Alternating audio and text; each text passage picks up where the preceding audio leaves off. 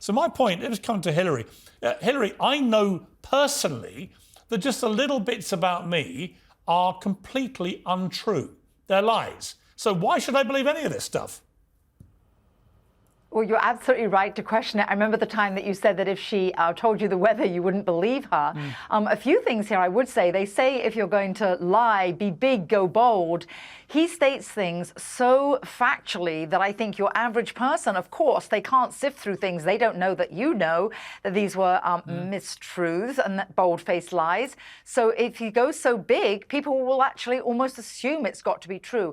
I'll tell you something, though, Piers, that someone that nobody really is mentioning and no one's talking about, and that is Meghan Markle's dear friend, very close friend that she's posted online, whom she loves, and that is Marcus Anderson. Well, as we know, Omid Scobie has a very close relationship to him.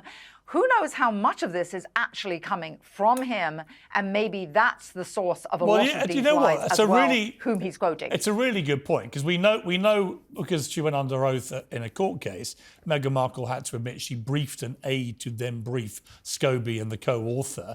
And what about this, Tessa? There's a point in the book where he talks about the contents of letters between King Charles and Meghan Markle, in which two members of the royal household, I know who they supposedly are, right, these two people. Let's call them royal household. That two of them had expressed these infamous concerns about the skin colour of baby Archie before he was born, right? But my question is, obviously he's not got that from King Charles.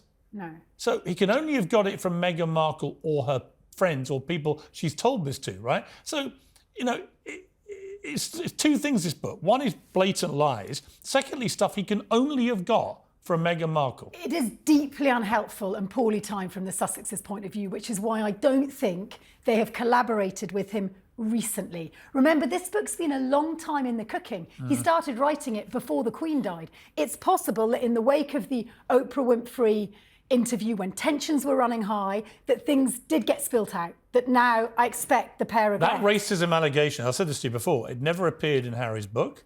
Yeah. In fact, it's never been mentioned again. So they've moved on. It's like it never it's like it never happened, which, by the way, is what I said at the time. I don't believe this happened. Let me go back to Hilary. Hilary, what is the reputation of Meghan and Harry in America right now? I mean, do people care? Well, actually, I always say when Harry bangs on about mental health, most Americans, it seems, are far more concerned about the price of petrol here, gas, and the inflation rate in the US. That's sort of the main topic of conversation. But I will say this about in the US. I tell you an absolute fact. Not only can you look at the polls, Piers, but look at the A-listers, look at the Hollywood set. They're not invited to all those A-list events anymore. I think that says a lot, because they're the bellwether for the American people. The paparazzi here isn't as interested in them as they were. And look what happened in New York City. They even had to make up that concocted car chase that the mayor of New York, Eric Adams, had to refute. Anyone who's been in New York knew that story was nonsense. Tessa, final point. We've got about 30 seconds. He says this is the beginning of the end of the monarchy. Is it? No, like I say, Omid Scobie is behind the curve. Harry and Meghan will not have wanted this book to land now. They have been very silent recently. They have dropped on the radar. They did make a few mistakes and they're trying to rebuild. Meanwhile, the monarchy's had a relatively good year, all calm on the Western Front. Let's just put it along, and I expect Charles and Harry will I actually think this might be the end game for Omid Scobie.